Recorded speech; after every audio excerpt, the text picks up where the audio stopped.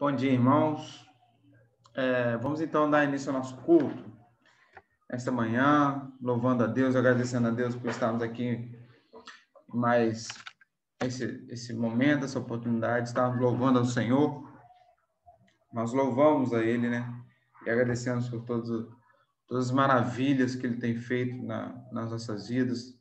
Sabemos que Ele quem tem nos sustentado, Ele quem tem feito nos ficar de pé, Ele que tem nos dado todas as coisas, e a Ele somos gratos por todas elas. Mas sobre todas as coisas, né?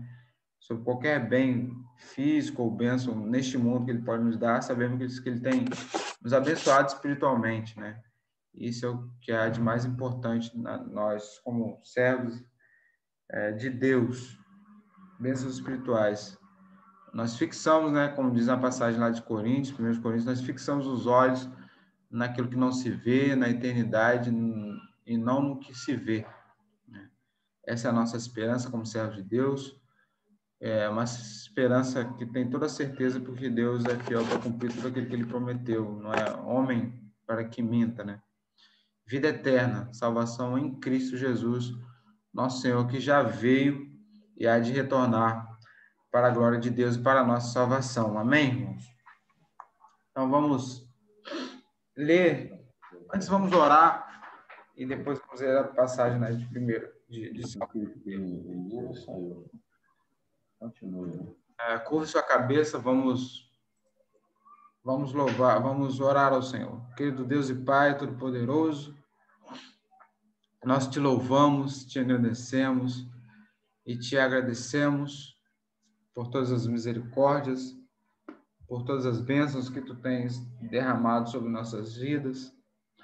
A cada dia nós vemos a mão do Senhor, sentimos, ó Deus, sabemos que tu estás cuidando de nós, do teu povo, dos teus filhos, e nada nos deixa faltar.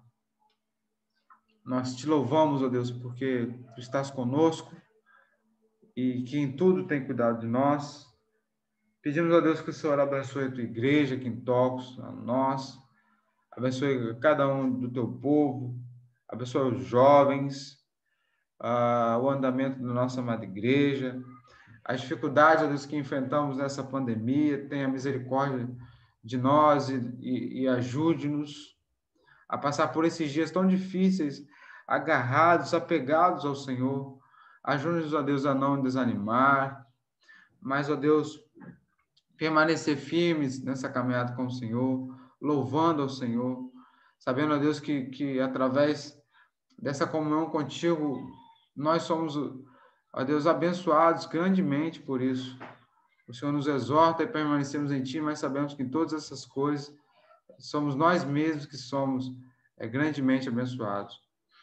Obrigado, Deus, mais uma vez por estarmos aqui nesse culto, que o Senhor direcione, guie todas as coisas, que o Senhor faça-nos estar atentos à Tua palavra, que vai ser a nós ministrada através do pastor Fábio. Muito obrigado mais uma vez por tudo, fica conosco em todas as coisas, traz, ó Deus, todos os irmãos a estar conosco aqui também. Nós te pedimos, te louvamos e te agradecemos no nome doce de Jesus. Amém e amém. Irmãos, vamos ler então a palavra do Senhor lá em Salmo 1, capítulo 1 até o 6. Dar as boas-vindas a todos os irmãos que estão aí. Silvanei, Denise. Tem alguém com o nome ali, Redmi, não sei quem é. Mas vamos ler a palavra do Senhor lá em Salmo 1. E aí, logo depois, eu então vou passar a palavra para a irmã Martinha, com o irmão Levi. Mas Salmo 1 diz assim: Bem-aventurado é aquele que não anda no conselho dos ímpios, não se detém no caminho dos pecadores e nem se assenta na roda dos escarnecedores. Pelo contrário, seu prazer está na lei do Senhor, e na sua lei medita de dia e de noite. Ele é como árvore plantada junto a uma corrente de águas, que no devido tempo dá o seu fruto, e cuja folhagem não murcha, e tudo que ele faz será bem-sucedido. Os ímpios não são assim, são, porém, como a palha que o vento dispersa. Por isso, Os ímpios não prevalecerão no juízo, nem os pecadores na congregação dos justos, pois o Senhor conhece o caminho dos justos, mas o caminho dos ímpios perecerá. Né? Uma bela exortação a permanecermos no caminho do Senhor, buscando a lei do Senhor, termos nossa lei, termos nosso prazer na lei, na palavra do Senhor, para andarmos nela, de dia e de noite, buscar, ler, estudar, pois há grandiosas bênçãos para aqueles, para nós, que assim haveremos de fazer. Louvado seja o nome do Senhor, pela sua palavra. Eu vou passar por um breve momento de oração, antes de passar para a irmã Martinha. A gente faz um pequeno momento de oração, bem rapidinho, irmãos. Se quiserem deixar um pedido de oração nesse momento. Certo. Eu louvo ao Senhor nessa manhã, né? Estarmos juntos mais uma vez, cultuando ao Senhor. E o meu pedido de oração, o meu clamor, né, ao Senhor, mais uma vez, eu intercedo pela vida da minha mãe, né? Que o Senhor esteja ajudando, que o Senhor esteja nos orientando no que fazer mais, né? Para que ela saia desse quadro, né, de depressão ainda, está nessa situação. E tem sido muito difícil lidar com tudo isso. Sabemos que as lutas são para nós, as enfermidades vêm, né? E que o Senhor tenha misericórdia e nos ajude. Que Ele nos dê orientação do que fazer mais. Se também for algo, né, que não seja somente físico, mas espiritual. Que o Senhor esteja revertendo toda essa situação para a glória e louvor dele mesmo.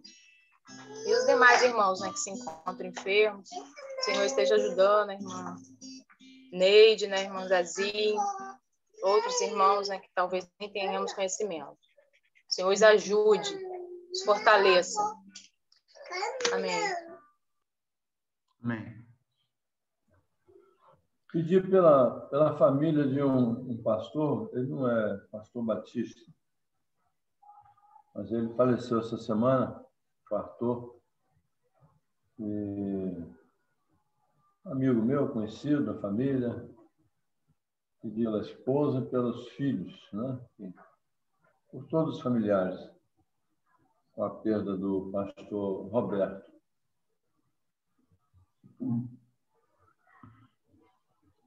Amém. Só esses pedidos, então, irmãos. Então vamos, Tereza.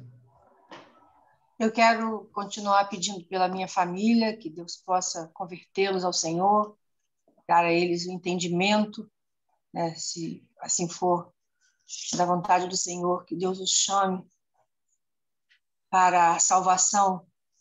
Quero colocar a vida do irmão Jales também, que ainda está entubado, que Deus possa ajudar, a minha amiga Elisete, ajudar a passar por esses dias. Eu quero colocar a vida da igreja, a vida dos irmãos nas mãos do Senhor, continuar pedindo pelos enfermos, colocar a vida deles nos pés do Senhor, que Deus tenha misericórdia, os ajude.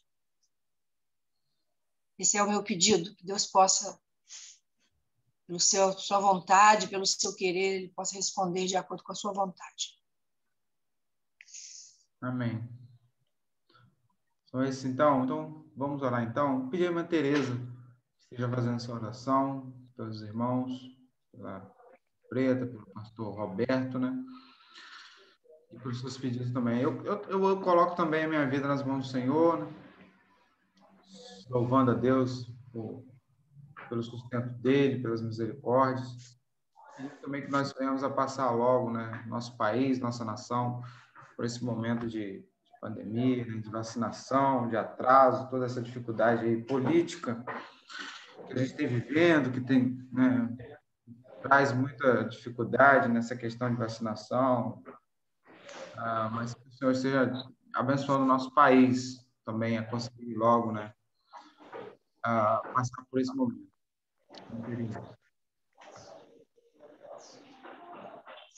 Oremos então, irmãos. Deus amado, Deus poderoso, Senhor nosso, que seja, ó Deus, o teu nome, ó Pai, toda a terra, que nesse instante, ó Deus, teus filhos se reúnem para te louvar, para prestar culto ao Senhor.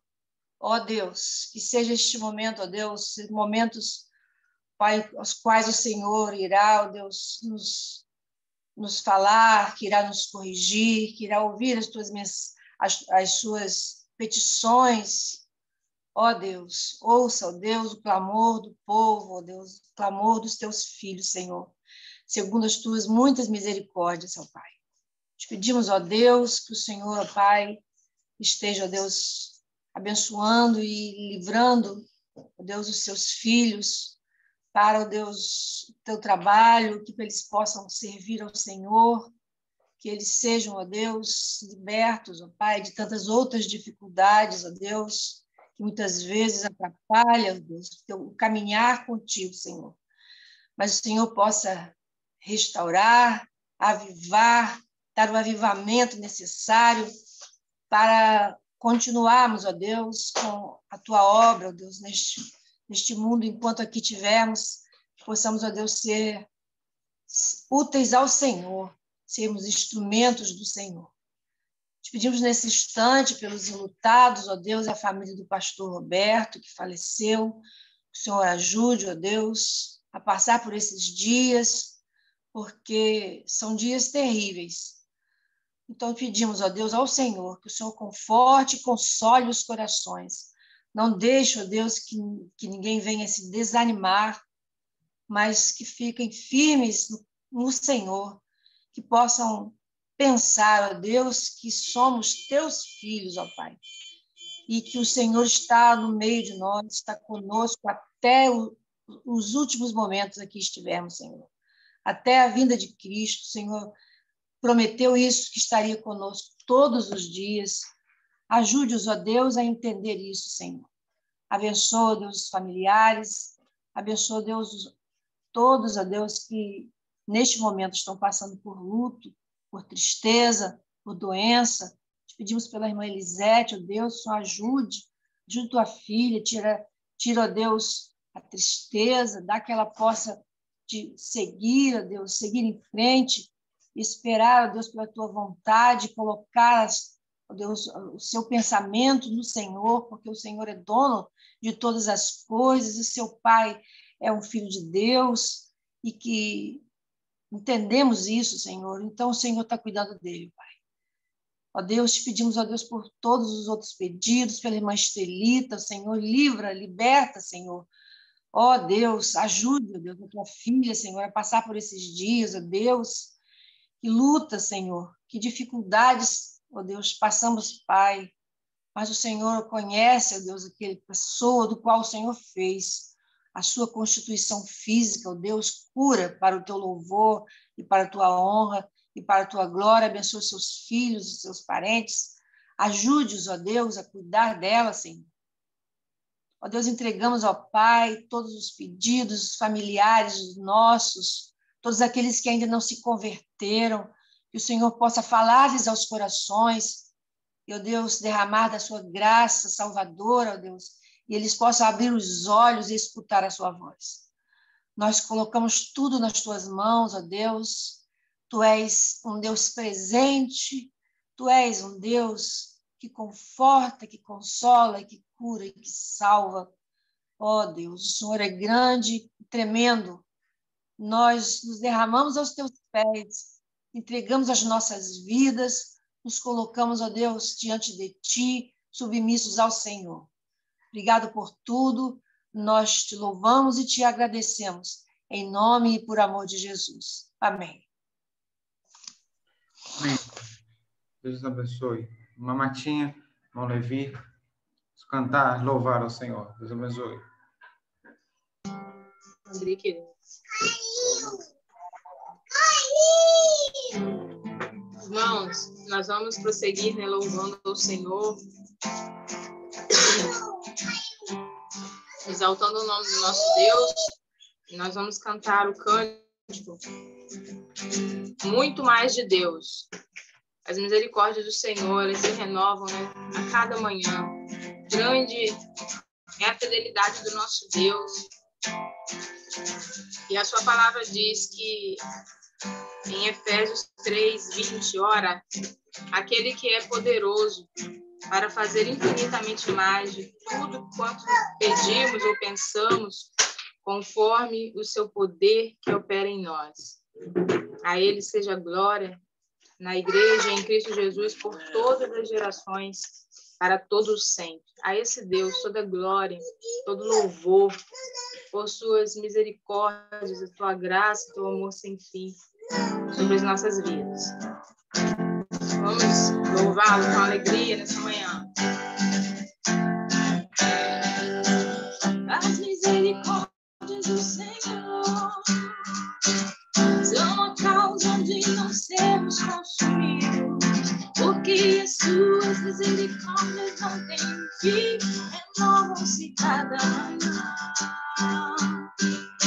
O amor de Deus encheu os nossos corações, que maravilha, que maravilha, porque as suas misericórdias não têm fim, renovam-se cada manhã.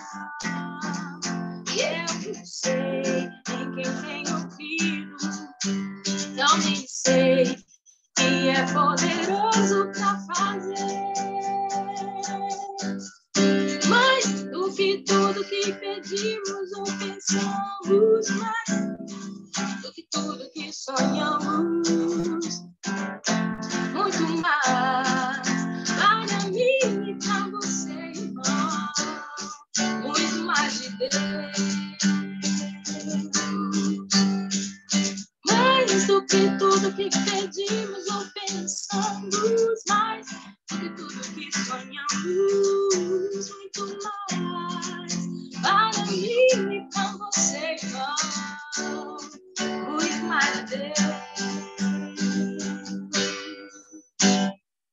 As misericórdias do Senhor são a causa de não sermos consumidos, porque as suas misericórdias não têm fim, renovam-se cada manhã. O amor de Deus encheu os nossos corações, que maravilha, que maravilha, porque as suas misericórdias não têm fim, renovam-se cada manhã. Eu sei em quem tenho ouvido, também sei que é poderoso para fazer mais do que tudo que pedimos ou pensamos, mais do que tudo que sonhamos, muito mais para mim e para você, muito mais de Deus.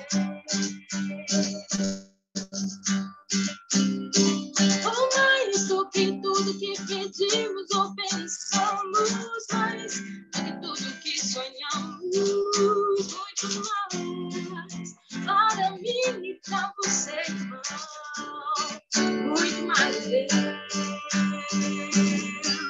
e muito mais de Deus.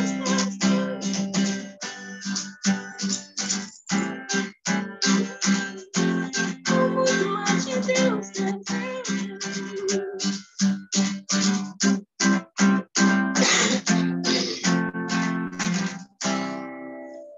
Glória ao Senhor. Vamos cantar graças eu te dou, Pai. Pelo preço que pagou, pelo teu filho Jesus enviado na cruz por cada um de nós. Sacrifício de amor do nosso Deus. A Ele digno de louvor e glória. Vamos cantar.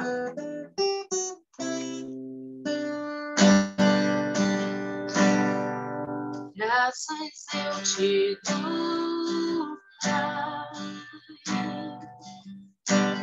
pelo preço que pagou, sacrifício de amor que me comprou, ungido do Senhor, pelos cravos tuas mãos. Graças eu te dou, ó meu Senhor. Lavou minha mente e coração. Me deu perdão, restaurou minha comunhão.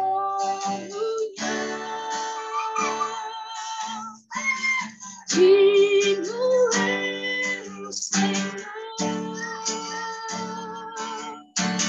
sobre o trono está, ordenando o Criador. Vou sempre te adorar. Elevo minhas mãos ao Cristo que venceu.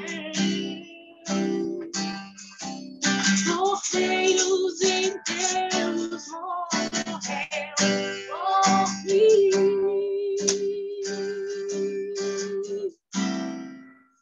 Mas ressuscitou.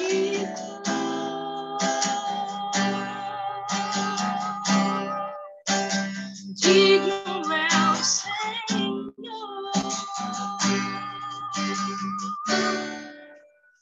pelos travos em tuas mãos. Graças eu te dou, ó meu Senhor. Lavou minha mente e coração. Me deu perdão, restaurou minha comunhão.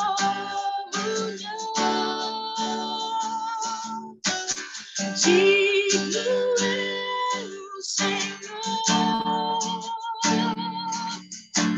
sobre o trono está, soberano Criador. Vou sempre te adorar. Elevo minhas mãos ao Cristo que venceu. O Filho de Deus morreu por mim.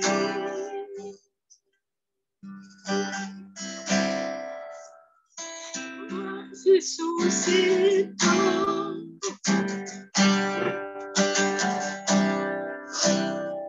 Digno é o Senhor,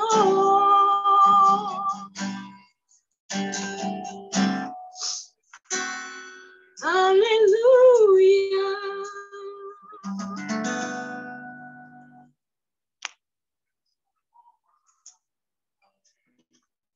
Peço perdão aos irmãos.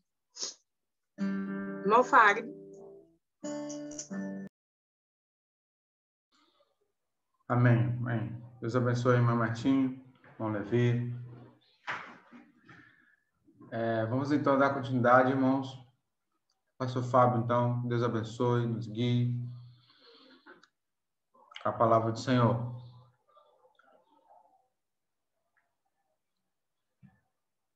Pastor Fábio. Amém, então.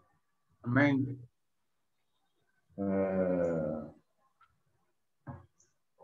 Quero saudar com a graça e com a paz da parte de Deus Pai, do Senhor Jesus e dos irmãos. Irmã Tereza, irmã Vera que está aqui comigo, irmã Silvanei, irmã Rosiele, irmã Fábio, Vale, o Jonatas, irmão Levi, o Marcos, as crianças, irmã Maria Joelma, com o irmão Zezinho, irmã Denise, irmão Levi, né? Tem um nome aí, Redmi. Quem é, Fábio? É Laila. Acho que é Laila. Deixa eu falar com ela para mudar o nome lá. Tá Redmi, mas é Laila. É alguém redimido. Redimido. Bom, nós vamos dar, então, prosseguimento hoje às mensagens que temos compartilhado aos domingos pela manhã, na carta de Paulo aos Coríntios. Abra aí sua Bíblia. Na primeira de Paulo aos Coríntios, hoje o capítulo 6, de 9 a 11.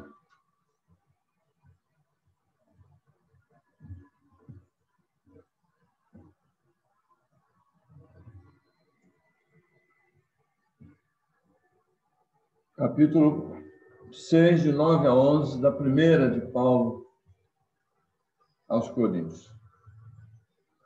Para nós entendermos esses versículos, é preciso lembrar o contexto que nós compartilhamos no domingo passado.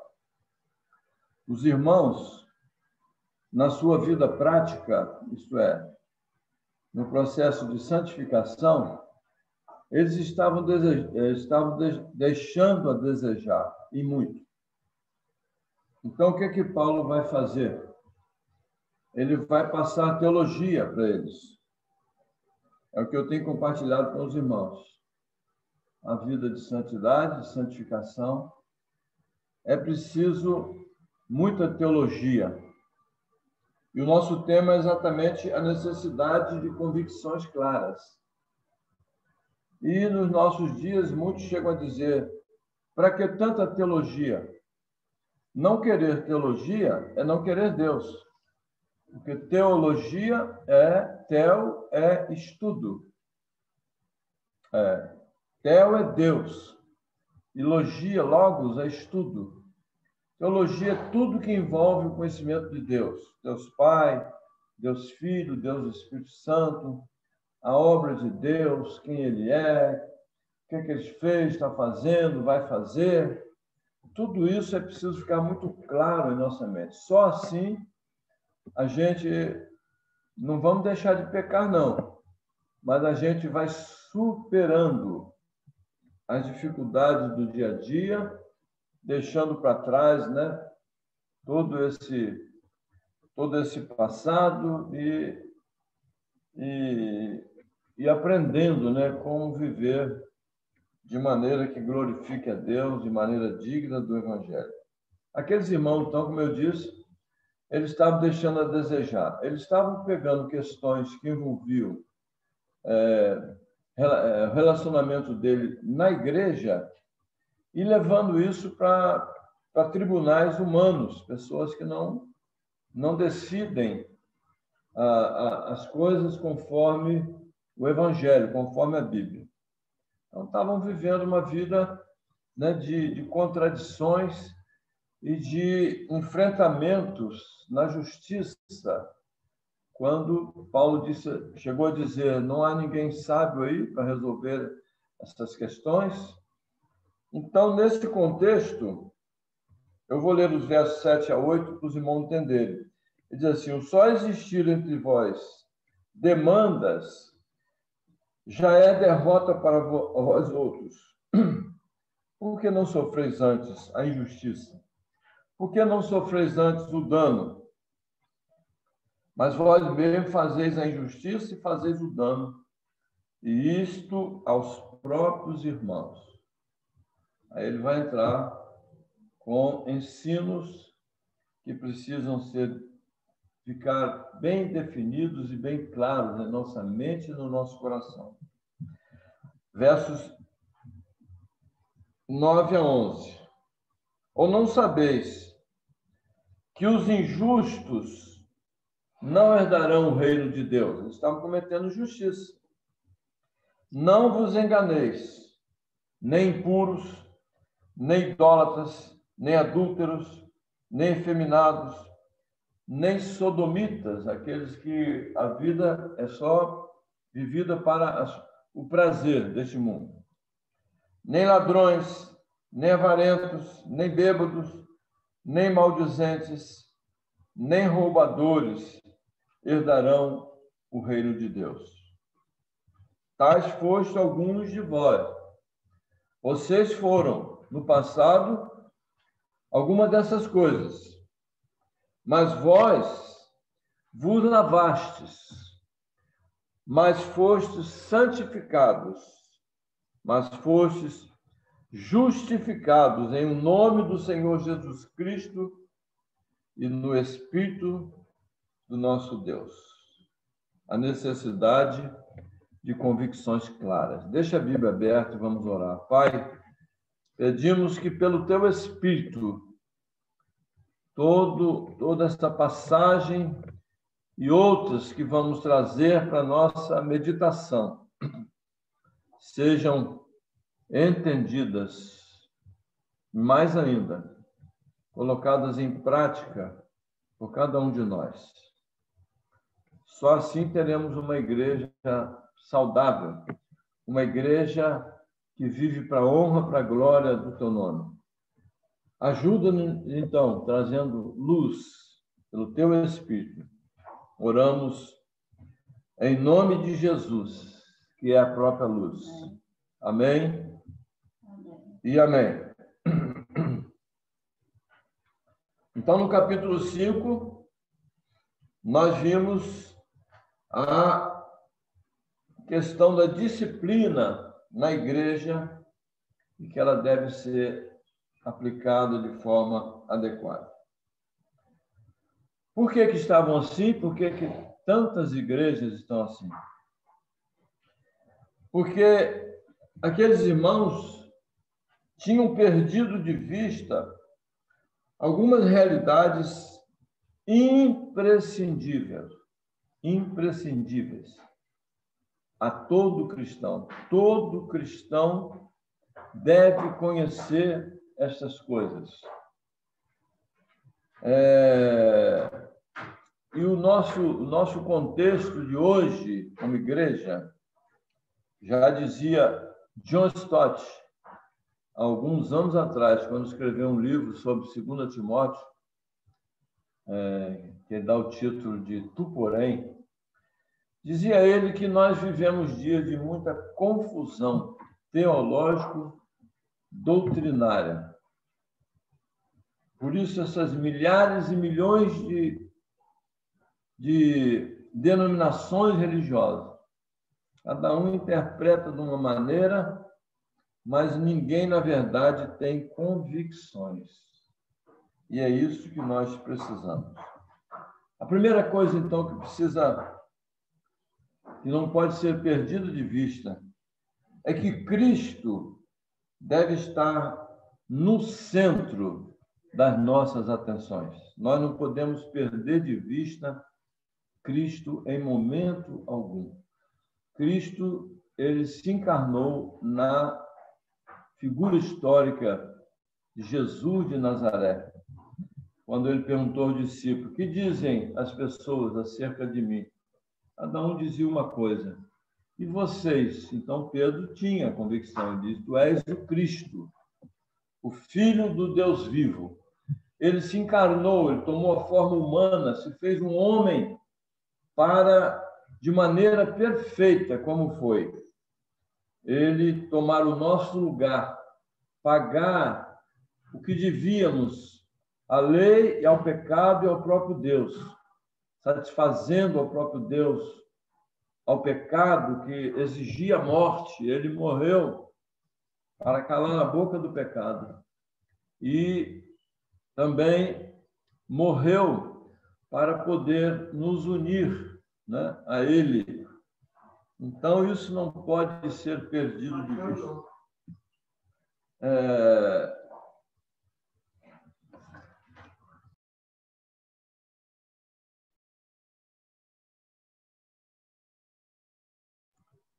Desculpe.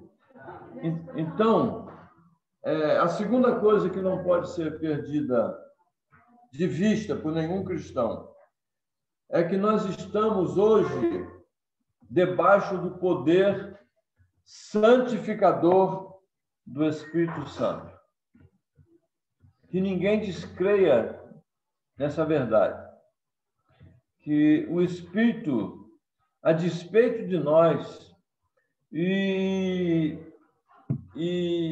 em razão de nossos pecados, da nossa fraqueza e também de muitos evangelhos pregados que empurram todo o ônus da questão da santificação para nós, que diz que é questão nossa, que nós temos que dar conta, eles se esqueceram que o Espírito foi derramado para nos santificar, e ele o faz através da palavra do Senhor. Santifica-os na verdade, orava Jesus ao Pai pela igreja. A tua palavra é a verdade. Então, nós vamos chegar, mas aqueles que negligenciam, aqueles que levam a coisa muito solta, não levam a sério a sua vida cristã, suas vidas cristãs, esses sofrem muito. Eles vão ser corrigidos com coisas que poderiam ser evitadas, levar uma vida, né? Uma vida cristã prazerosa, alegre, cheio de alegria, cheio de contentamento, cheio de paz, e muitos perdem isso por não entenderem que o Espírito de Deus foi derramado e colocado em nós para esse mistério. A terceira coisa é a experiência transformadora. Houve uma experiência tremenda na vida de todo crente, uma experiência de uma transformação impressionante. Né? O fato da experiência transformadora, de nós termos sido chamados e salvos pelo Pai. Então, veja que eu falei no Pai, no Espírito e no Filho. Porque a Trindade, as três pessoas, mas um só Deus, né? Eles estão envolvidos em nossa situação. Nós não estamos ao léu, nós não estamos à deriva, nós não estamos, nós não fomos deixados por nossa conta, senão ninguém chegaria. Então, são essas questões que precisam serem conhecidas e são vitais em nossa vida cristã. Então, o que é que faz para passar para a igreja, né? Para a igreja dele, que vai ser uma realidade até a volta de Cristo? Paulo escreve as epístolas, e o apóstolo Pedro, Tiago, João, para que a igreja seja alimentada pela palavra e pelo genuíno evangelho. Deus, então, ao escrever, queria também, através do apóstolo Paulo, aqui no caso, despertarmos a necessidade que temos de, se esquecemos, de retornar aos fundamentos ou às nossas convicções. E os que chegam para a fé conhecerem todos esses fundamentos, os alicerces da nossa fé, que nós precisamos conhecer tanto sobre o futuro, porque, como Paulo diz assim, vocês foram assim, como quanto ao presente e tanto quanto ao futuro. Por quê, irmãos? Porque muitos cristãos só pensam na realidade em termos de fé hoje, na coisa presente.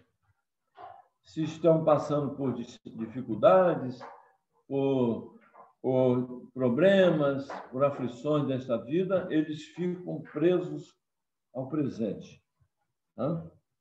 Mas eu quero lembrar aos irmãos, mais uma vez, que a nossa fé, ela envolve tanto o passado, presente e também o futuro. Lembra o que Jesus disse na instrução da ceia do Senhor? Ele disse assim: todas as vezes que comerdes este pão e bebedes este cálice, anunciais a morte do Senhor.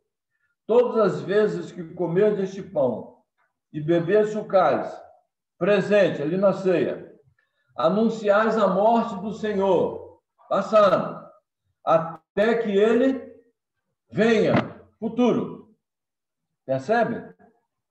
Então, nós temos que olhar para a fé no que Deus já fez no passado, no que Deus já fez no presente, o está fazendo no presente e o que ele vai fazer também no futuro. É só olhar, porque o capítulo clássico da questão da fé é o capítulo 11 de Hebreus, que trata ali dos chamados heróis da fé. Os irmãos veem isso claramente, né? Que eles sabem de onde vieram, né? Que Abraão teve que deixar a sua casa, a sua parentela, né? O escritor chega a dizer que se Abraão ficasse, né, olhando só para o passado, é capaz de retroceder, querer voltar para Ur dos Caldeus, de onde ele saiu. Mas não, Abraão e todos aqueles heróis, eles olhavam, né, para a situação presente, mas olhavam para a vida que há de vir, né? Para a cidade que tem fundamentos. Moisés diz lá que ele estava ciente do que seria feito dele lá no Egito. Ele era um herdeiro natural do trono. Mas ele desprezou isso para viver com o povo dele mesmo, que em meio a todo sofrimento, porque ele olhava para a cidade que tem fundamentos, ele olhava para a realidade que há de vir, né? Que há de vir. Então, irmãos, olhando então para esses textos, nós separamos duas realidades para compartilhar com os irmãos. A primeira, então, são as nossas convicções acerca do futuro, o que vai acontecer com a igreja e com a própria criação, com tudo que foi criado, a obra física de Deus, né? A obra física, toda a natureza, todos os rios, tudo que foi criado por Deus, o que vai acontecer com essa criação e com a obra-prima da criação, que somos nós, né? Mais especificamente a igreja. Nós sabemos, irmãos, que o pecado afetou toda a criação. Quando Adão caiu, afetou a vida dele e toda a sua descendência. Por isso que o ser humano já nasce aqui em pecado. Eu nasci em pecado, disse Davi, né? Em iniquidade fui formado. Então, afetou a vida do homem. Pelo pecado entrou a morte, e a morte passou a ser uma realidade para toda a criatura. Mas a própria natureza foi afetada também. Deus disse a Adão: maldita é a terra por causa de você, né?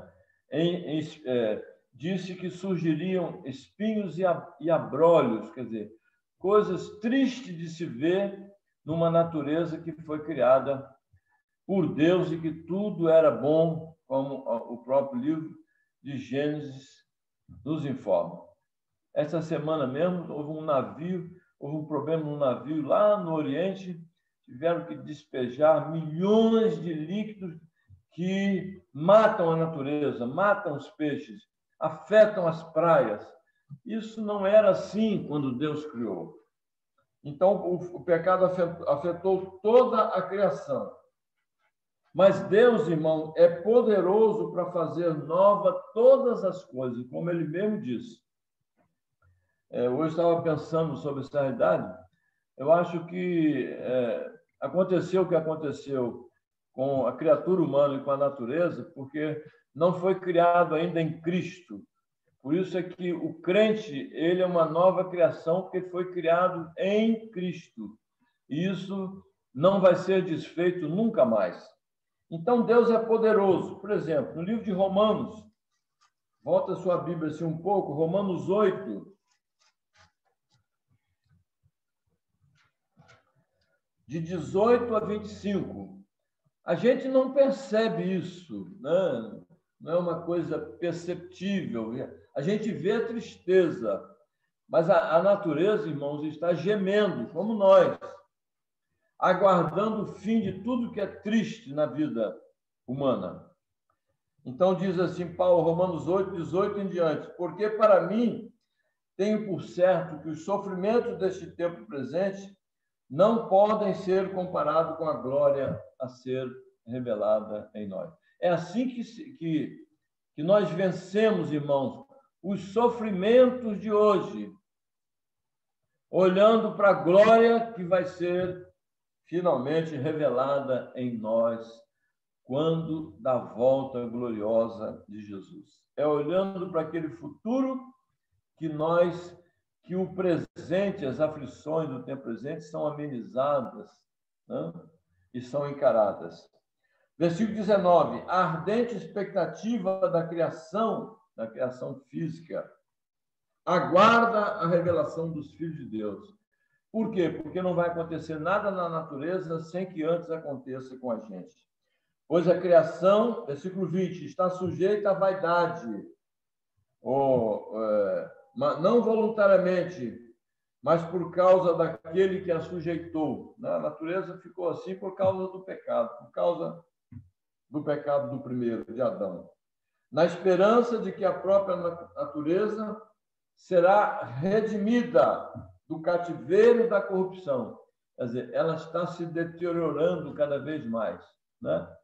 Um dia morreu um pedacinho do rio, Tietê e tantos outros. E hoje, grande parte daquele grande rio está morto. Não há como criar peixe, nada ali. Morto, né? Então, ela será redimida, a natureza dela está como presa num cativeiro, né? Querendo sair e não consegue. Para a liberdade da glória dos filhos de Deus. E nós é que vamos usufruir de toda esta nova criação. Porque sabemos que toda a criação, a um só tempo, geme e suporta angústias até agora, né? Falam muito na camada de ozônio, por exemplo. A camada de ozônio é algo benéfico, ele protege o planeta dos raios solares, ameniza, né? E eles jogam tantos poluentes na natureza que abrem, né, buracos nessa camada de ozônio. Não somente ela, versículo 23, não somente ela, a criação, mas também nós, que temos as primícias do Espírito, os primeiros frutos, igualmente gememos em nosso íntimo, aguardando a adoção de filhos, a redenção do nosso corpo. Nós ansiamos por sair deste corpo onde o pecado habita, onde a enfermidade é instalada, onde as preocupações, a ansiedade, as depressões acontecem. Nós queremos também, ansiamos por nos vermos livres de todas essas coisas, porque na esperança nós fomos salvos. Fomos salvos numa certeza de que isso virá. Ora, a esperança que se vê não é esperança, pois o que alguém vê, como espera? Mas se esperamos o que não vemos, com paciência o aguardamos. Temos que ter paciência. Isso vai durar, mas, pastor, isso só quando Cristo voltar. E se ele voltar daqui a 100 anos, daqui a 200 anos? Mas quando a gente parte desta vida, essas coisas, esse corpo fica para trás, né? E nós já vamos estar com Cristo, né? O nosso espírito, a nossa alma vai para o paraíso, estar com Cristo.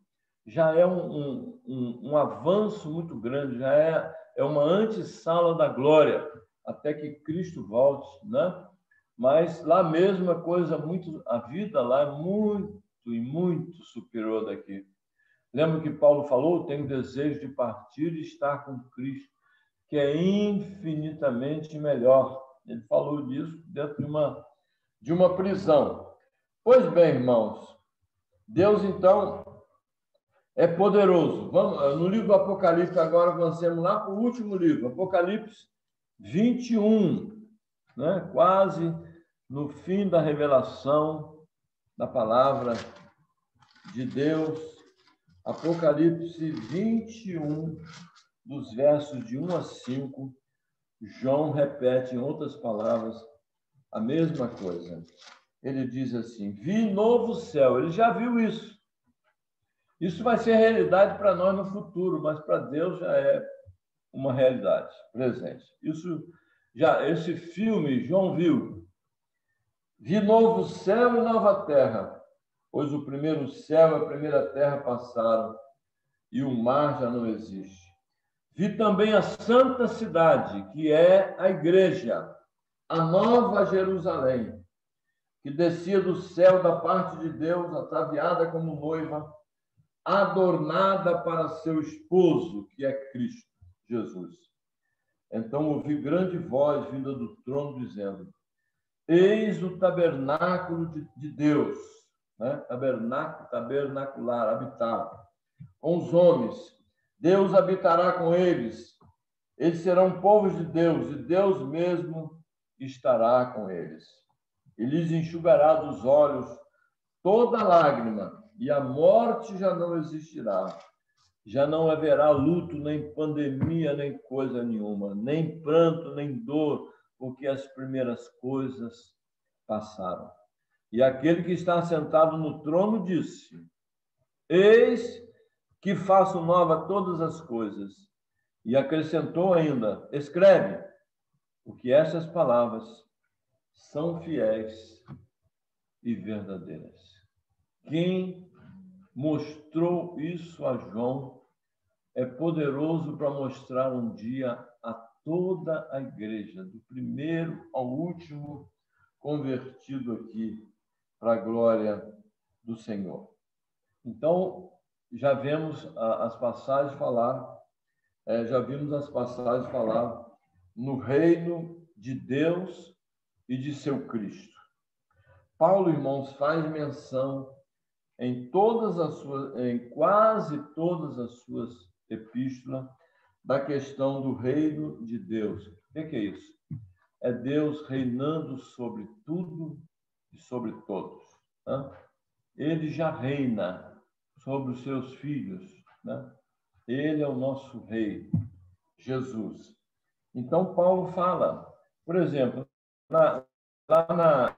em muitas das igrejas, havia a questão de o que pode comer, o que pode beber, como até hoje algumas igrejas observam, não pode beber Coca-Cola, não pode beber café, porque é excitante, não sei o que lá, não pode comer carne, não sei de quê, não sei o que lá, e vivem a vida espiritual debaixo desta realidade.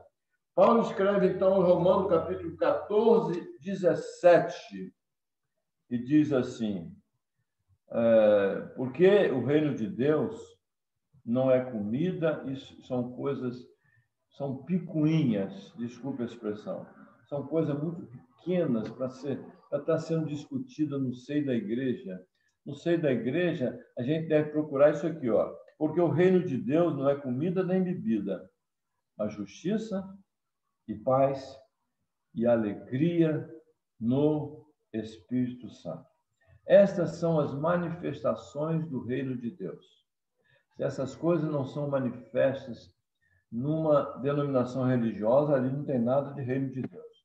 Justiça, paz e alegria no Espírito Santo.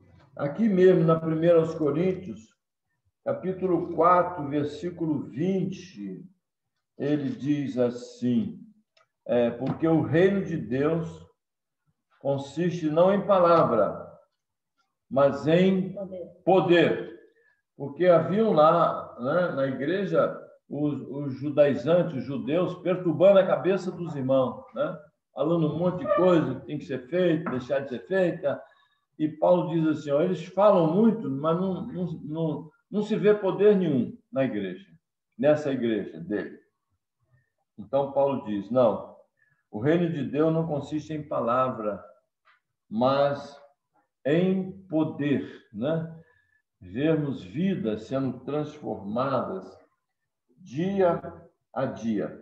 Aqui mesmo em 1 Coríntios 15, 24, ele diz assim, no capítulo que trata da ressurreição, 15, 24, diz: então virá o fim, quando ele, Jesus, entregar o reino ao Deus e Pai, quando houver destruído todo o principado, bem como toda a potestade e todo o poder, inclusive a morte. Ressurreição de todos os crentes, vencer o diabo, todos os seus seguidores, a morte, lançar tudo no lago que arde com fogo e enxofre e entregar a igreja que o Pai confiou a ele. Então, aí sim será estabelecido esse reino futuro, né, que está por acontecer. Lucas, o médico que escreveu o Evangelho, escreveu também o livro de Atos dos Apóstolos, ele confirma toda essa realidade. Quando ele escreveu o livro de Atos, capítulo 28, no finalzinho do livro de Atos, ele diz assim: por 2 anos permaneceu Paulo na sua própria casa, que alugara, onde recebia todos que o procuravam. Paulo ele obteve uma liberdade provisória lá do Império Romano.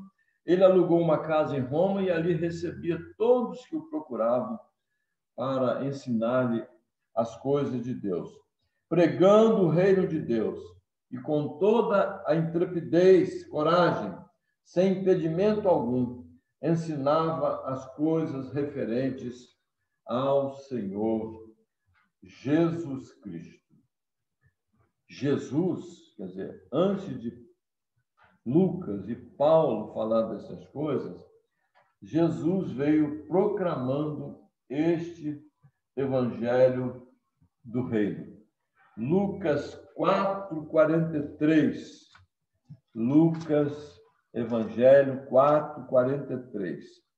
Ele, porém, Jesus lhe disse: é necessário que eu anuncie o evangelho do reino de Deus também a outras cidades, pois para isso é que eu fui enviado, dizia Jesus, proclamando o evangelho do reino de Deus. Porque se alguém, né, não tem Jesus como rei, está vivendo uma vida contrária ao que Jesus ensinou, ele não está debaixo desse reino. Ele não vai herdar esse reino, porque Jesus a missão dele foi pregar o evangelho desse reino. Ele, como nosso rei, nosso íntimo, no nosso coração, né? Reino presente instalado. Ele foi instalado com a chegada de Jesus no planeta, mas que aponta para mas que aponta para o futuro. Ele fala: os que tais coisas praticam, né, idolatria, feitiçaria, não herdarão. O reino é de Deus, mas todo crente vai herdar, mas os que vivem na prática do pecado não herdarão o reino de Deus. É só ver no texto nosso de hoje, capítulo 6 de 1 Coríntios, versos 9 e 10, né? Não sabeis que os injustos não herdarão o reino de Deus? Versículo 11, tais foste algum de vós, mas vos lavaste, mas foi santificado em nome do Senhor Jesus Cristo. Não, desculpa, é verso 9 e 10. Ou não sabeis que os injustos não herdarão o reino de Deus? Não vos enganeis, nem impuro, nem idólatra, né? Pessoas que a vida deles é isso. Nem adulto, nem efeminado, nem sodomita, nem ladrões, nem avarento, nem bêbado, nem maldizente, nem roubadores. Ele fala, então, de novo, essas pessoas não herdarão o reino de Deus. Então, é futuro. Na verdade, é o que está por vir. 1 Coríntios 15, 24, já falamos, né? Acho que já falei. esse texto. Deixa eu dar uma olhada. 15 e 24. Já li. Vamos, então, avançar um pouco. Primeiro, irmão, nós vemos e entramos nele. Foi o que Jesus disse. Quando é que nós vemos o reino de Deus? Quando a gente vê esse reino atingindo a nossa própria vida, né? Fazendo coisas na nossa vida que até nós duvidávamos, ou mesmo vendo como Nicodemos viu, Jesus reinando sobre a enfermidade, sobre doenças, curando cegos de nascença, levantando mortos, né? Limpando o corpo do leproso, mandando coxos e aleijados levantarem e andarem. Então, quando alguém, né, no contexto de Jesus, isso foi muito visível, via estas coisas, ele entrava, né? Ele primeiro via, e para entrar é preciso ver. Essa experiência viveu Nicodemos com Jesus, lá no Evangelho de João, que João escreveu, no capítulo 3, versos 3 e 5. Nicodemos viu Jesus realizando todos esses milagres e esses sinais, essas maravilhas, na praça em Jerusalém, quando da festa, né? Então, ele ficou tão impressionado que ele procurou Jesus de noite. Ele queria estar a sós com Jesus e disse mesmo, olha, você veio de Deus, porque ele conhecia as escrituras do Antigo Testamento, conhecia a profecia de Isaías, que prometia, não só de Isaías e outros profetas, que quando o Messias se manifestasse, essas coisas seriam vistas a olho nu. Então ele ficou impressionado, falou, tu vieste de Deus, porque ninguém pode fazer sinal se não for o enviado de Deus. Aí no capítulo 3:3 ele diz assim, versículo 2, né? Para os irmãos entenderem. Nicodemo foi de noite ter com Jesus e disse, mestre, sabemos que és mestre vindo da parte de Deus, porque ninguém pode fazer o sinal que tu fazes se Deus não estiver com ele. A isto respondeu Jesus, quer dizer, tinha visto Jesus reinar sobre tudo. Em verdade te digo, Nicodemo, se alguém não nascer de novo, não pode ver o reino de Deus. Ele, na minha opinião, muitos defendem que Nicodemo não foi salvo. Na minha opinião, ele foi. Ele foi regenerado, porque o Espírito colocou vida nele. Porque se não tiver essa vida, não vê. É o que diz Jesus, se alguém não nascer de novo, não for regenerado, não tiver a vida espiritual de Deus nele, não pode ver esse reino. Mas será, pastor? Na ressurreição de Lázaro, depois vocês vão lá em João 11, 24, vocês vão ver que Jesus, à vista de todos ali, ele mandou Lázaro sair daquela sepultura, depois de 4 dias sepultado. Todo mundo creu? Não. Alguns creram, mas alguns voltaram para casa. Os fariseus, então, os escribas, se reuniram mais uma vez e falaram, temos que matar esse homem, porque muita gente está crendo nele. Olha só. Por quê? Porque não foi regenerado. Achava que aquilo era uma farsa. Não tinham como negar, na verdade, né? O óbvio. Mas não creram verdadeiramente, né, no que estavam vendo. Lá na 1 de Pedro, vamos lá, nós estamos pregando à noite, né? 1 de Pedro 1, nós já pregamos sobre o texto, versos 3 e 4. Olha o que o outro apóstolo diz. Bendito o Deus e Pai de nosso Senhor Jesus Cristo, que segundo a sua muita misericórdia, nos regenerou, nos deu vida para uma viva esperança, mediante a ressurreição de Jesus Cristo dentre os mortos. Isso só acontece porque Jesus Cristo está vivo, para uma herança incorruptível, sem mácula, inacessível, reservada nos céus para vós outros, que sois guardados pelo poder de Deus,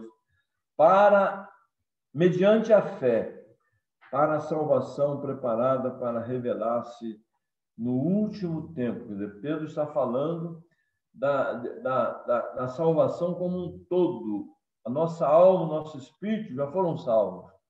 Estão, né, redimidos, mas o corpo ainda não.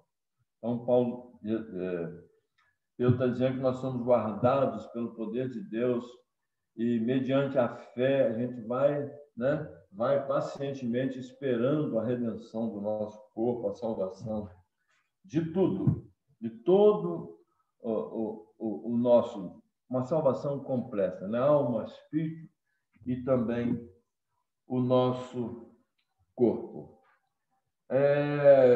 Nada, irmãos, nada de natureza corrupta e corruptível que se deteriora, que se estraga, né? Que cheira mal, né?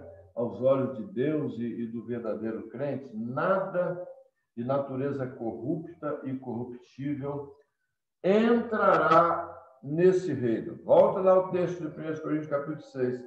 Paulo diz assim: não vos enganeis, versículo 9. Quer dizer, nada disso vai entrar naquele reino, nesse reino.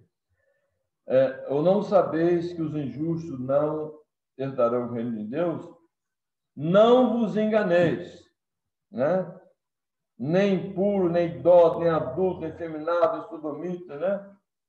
Em suma, aquele cuja vida é uma vida de pecado, né?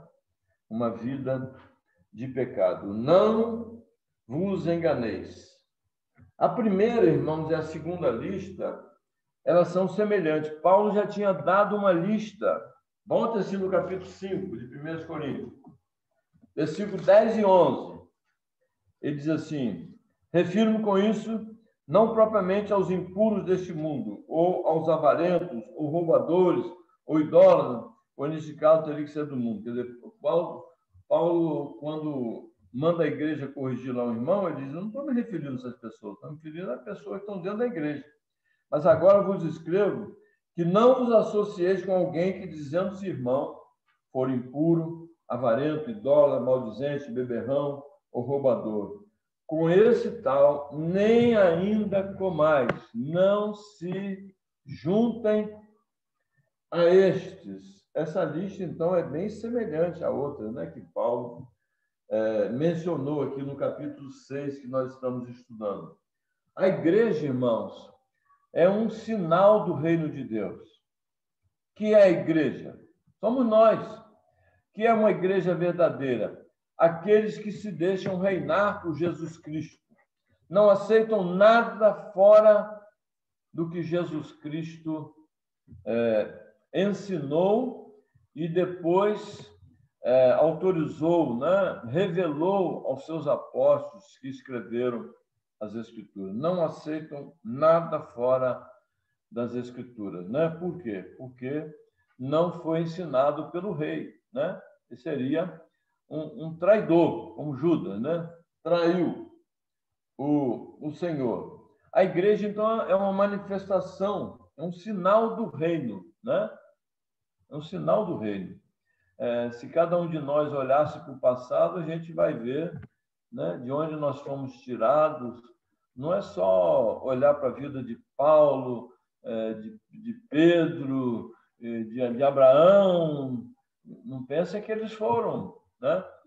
Todos eles tiveram um passado muito triste. Abraão era um idólatra, um pagão, né?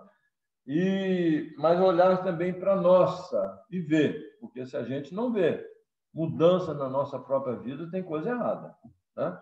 É só olhar para o passado e ver isso. Mas o reino, a igreja é um sinal, mas o reino é maior que a igreja, né? A igreja é apenas um sinal, a indicação do seu caráter. 22:15 de Apocalipse, 22:15. Vão ficar de fora os cães, os feiticeiros, os impuros, os assassinos, os idólatras e todo aquele que ama e pratica a mentira.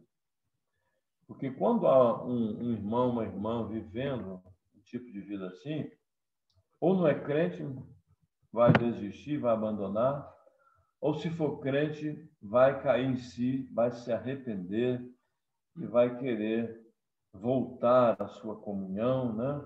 Voltar a acertar a sua vida. Paulo está dizendo aqui, não é cair num desses pecados não, Paulo está dizendo que vai levar a vida toda, né? Vivendo uma vida de falsa, de farsa, de hipocrisia, né? Porque se cremos, irmãos, no juízo final, a disciplina na igreja deve ser exercida aos que se mantêm rebeldes. Eles precisam ser afastados, como eu disse. E se for irmão ou irmã verdadeira, filho ou filha de Deus, eles, no momento da vida, vão cair em si e vão se retratar e voltar novamente. Não precisa voltar lá ao início da vida cristã, não. É prosseguir a vida cristã, pedir perdão a Deus, se arrepender e ponto final. Porque Paulo, irmãos, como já compartilhei, ele não está falando de pecados isolados, né? Pecados que um irmão ou irmã comete. Ele não está falando disso. Ele está falando de pessoas que permanecem e vão até o fim nessas vidas. Como diz o apóstolo João na sua primeira carta, diz: filhos de Deus são aqueles que não vivem pecando, quer dizer, não vivem continuadamente, né, contumazmente pecando. Então, irmãos, a segunda realidade e última que eu quero compartilhar com os irmãos nesta manhã. A primeira, então, nós falamos das convicções nossas acerca do futuro da igreja e o que vai acontecer, né, com nós como igreja e a própria criação no futuro. E agora, as convicções que temos que ter acerca do passado e do presente. O que nós fomos e onde estamos. Muito importante. Saber distinguir a nossa posição, né? O que nós fomos, onde estávamos e onde estamos hoje, para poder, na prática, viver não só para Ele, né? De maneira, de uma vida cheia de alegria espiritual, de regozijo, de paz, de comunhão com Deus e com os irmãos, né? É preciso ele entender o que foi a posição dele no passado, fazer uma comparação, olhar, a gente já vê o tamanho dessa mudança. Querem ver? Paulo, aqui no capítulo 6 de 1 Coríntios, Paulo, no versículo 11, diz assim, olha o tipo de pessoas que não herdarão o reino de Deus, né? Impuros, idólatras, adúlteros, feminados, sodomitas, ladrões, avarentos, bêbados, maldizentes, roubadores, herdarão o reino de Deus. Mas Paulo vai dizer assim, muitos de vocês foram assim. Tais, versículo 10, 11. Tais foste alguns de vós, mas vós vos lavastes, foram lavados pelo sangue de Jesus. Mas fostes santificados, mas fostes justificados em nome do Senhor Jesus Cristo no Espírito Santo. Tudo isso é o quê? Passado. Mas fostes lavado, já aconteceu. Fostes santificado, já aconteceu. Fostes justificado, já aconteceu. Em nome do Senhor Jesus e no Espírito, em nome do Senhor Jesus Cristo, no Espírito do nosso Deus, do nosso Deus. Sabe de onde, irmão, nós fomos tirados?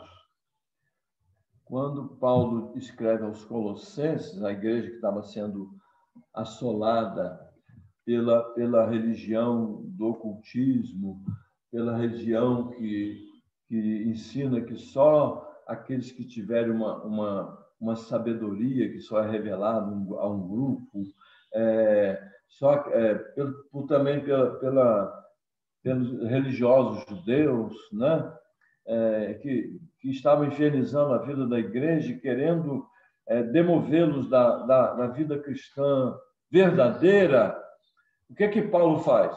ele mostra a posição deles. Olha, vocês eram assim, ou vocês estavam naquele lugar, mas agora olhem onde vocês estão. Ele fazia aquela ponte. Olha onde vocês estavam. E olha onde vocês estão e jamais sairão dessa posição. Colossenses 1:13, Paulo diz assim,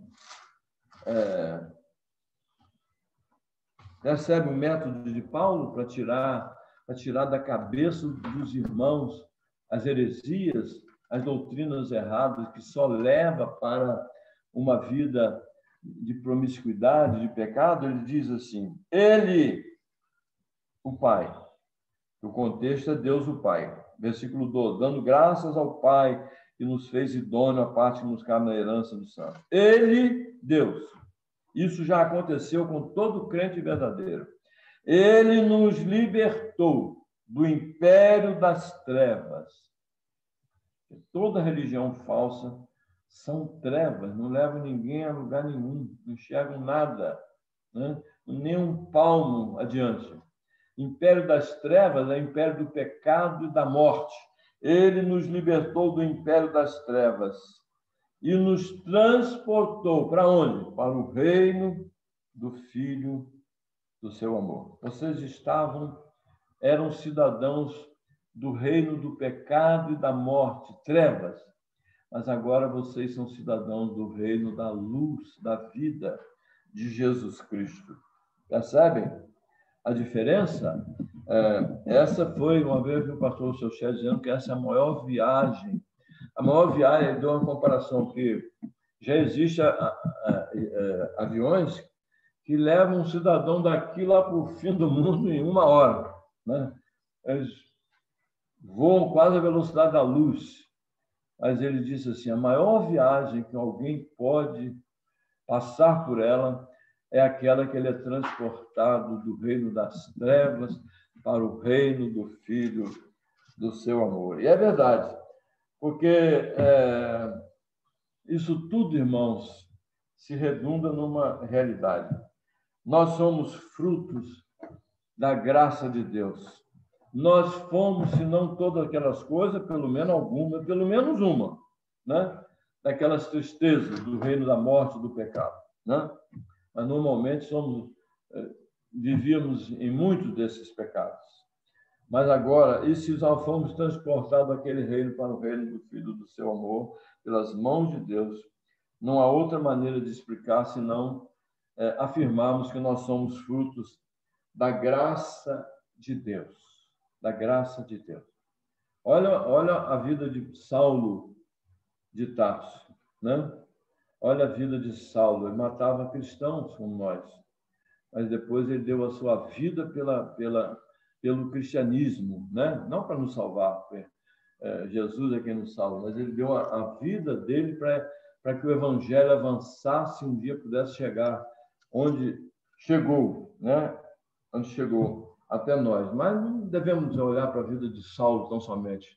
Olhar para a nossa, nós vamos ver que o nosso passado também era tenebroso. Mesmo os mais indignos, e nós estamos incluídos aí, mesmo os mais indignos são salvos em Jesus Cristo.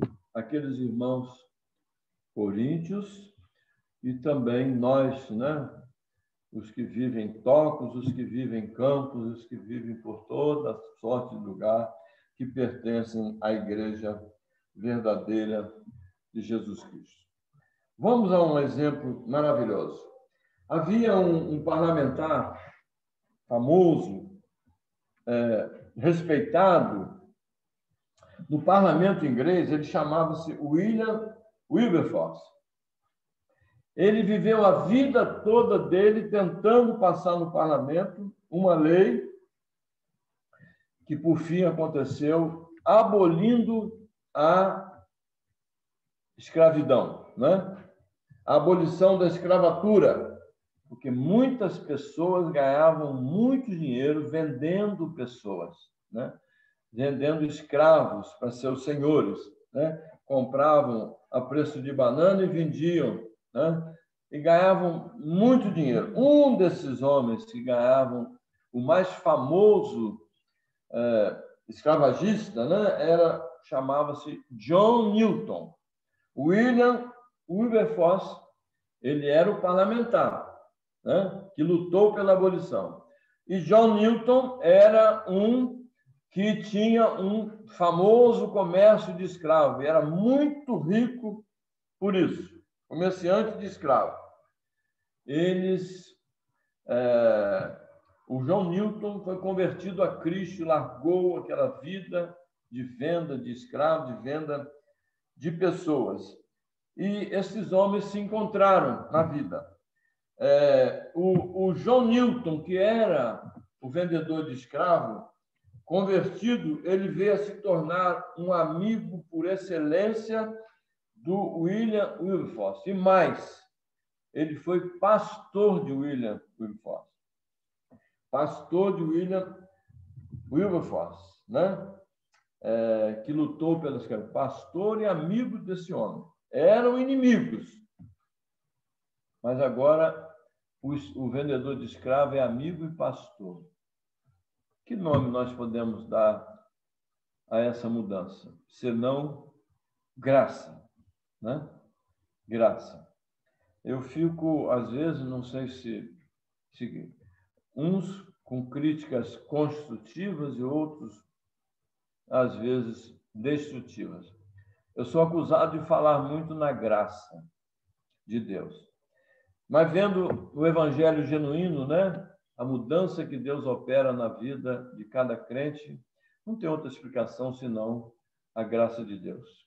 Irmão Fagner, só tem uma maneira de eu, irmã Tereza, irmão Silvanei, irmã Josiele, irmã Laila, Levi, Marta, Maria Joelma, irmão Pedro, Gisele, Denise e outros irmãos que estão nos assistindo. Só tem uma maneira de eu parar de falar na graça.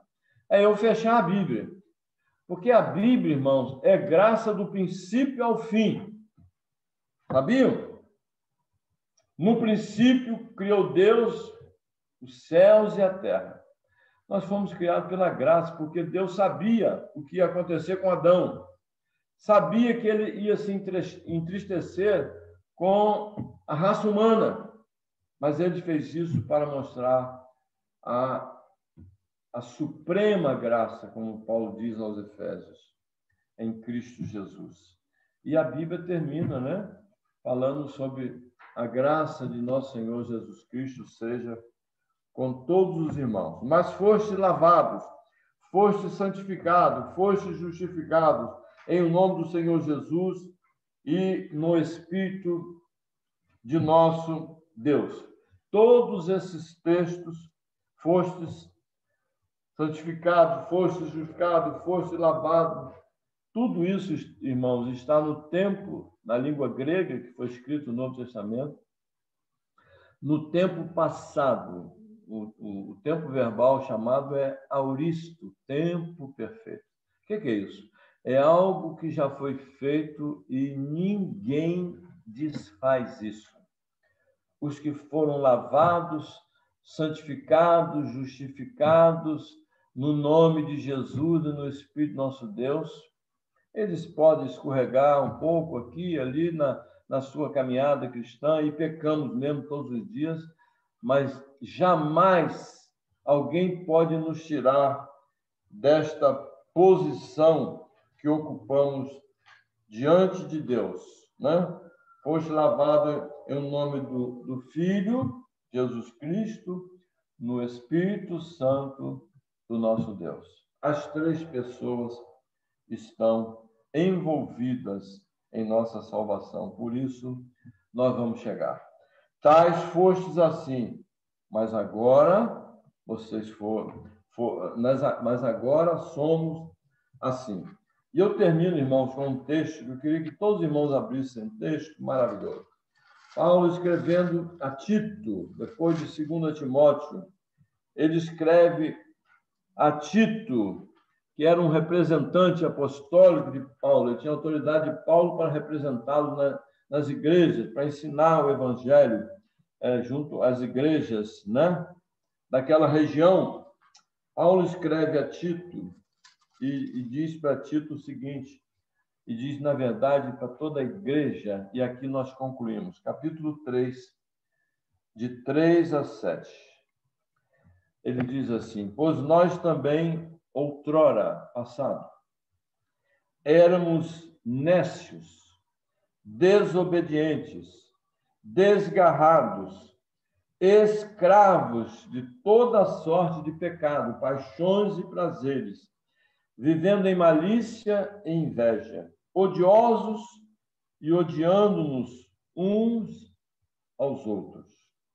Quando, porém, se manifestou a benignidade de Deus, nosso Salvador, e o seu amor para com todos, não por obras de justiça, não por alguma coisa que alguém tenha feito, praticada por nós, mas segundo a sua misericórdia. Ele nos salvou mediante o lavar regenerador e renovador do Espírito Santo. Porque há um evangelho aí que prega que nós que nos salvamos. É Jesus.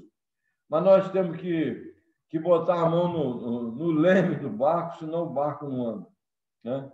Não, diz assim, ele nos salvou mediante o lavar regenerador e renovador do Espírito Santo. Nós temos que botar assim a mão no leme, mas o barco está sendo conduzido pelo Senhor. Que ele derramou sobre nós ricamente por meio de Jesus Cristo, nosso Salvador. Com que finalidade?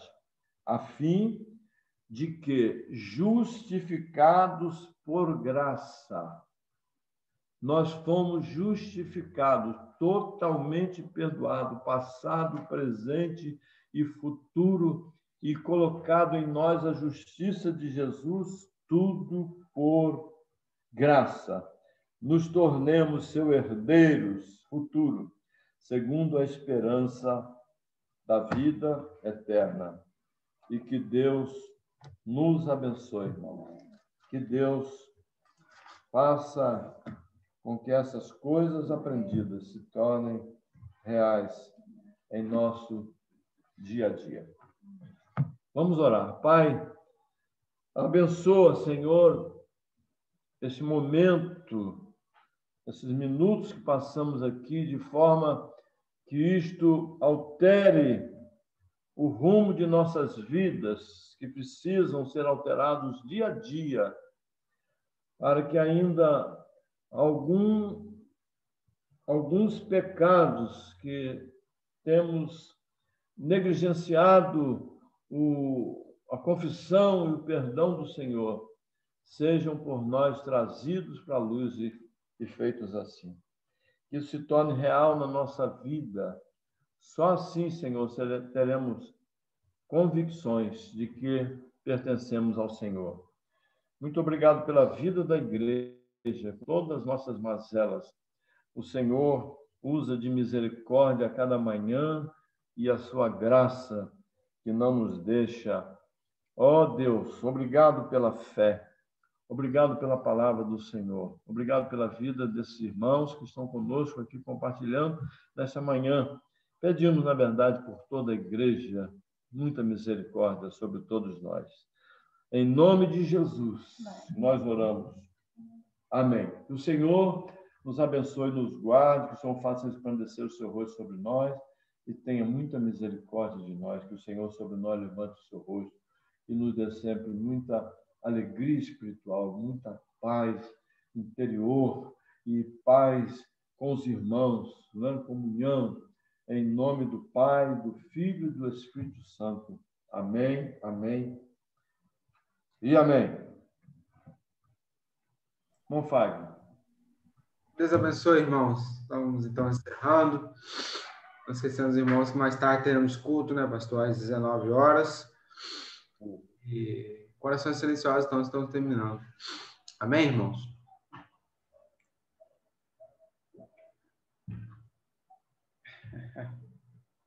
Amém. Amém. É mais tarde. Até às 19 horas. Às 18 horas, irmão Fagner, irmão Levi. Tchau, Manela. Amém. Até Tchau. É mais tarde. Manuela, Luísa. As crianças, Tereza, estão lá na igreja?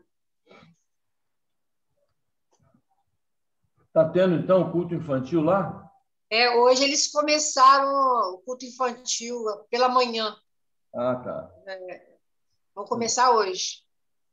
Vão até fazer uma participação lá. Começa hoje. Tá bom, que Deus proteja, né, nossas crianças e a igreja dele. Amém. Te ajuda. Amém. Te bebê. Tchau. Te ajuda. Tá falando? Tchau. Fica com Deus. Vamos embora. Amém.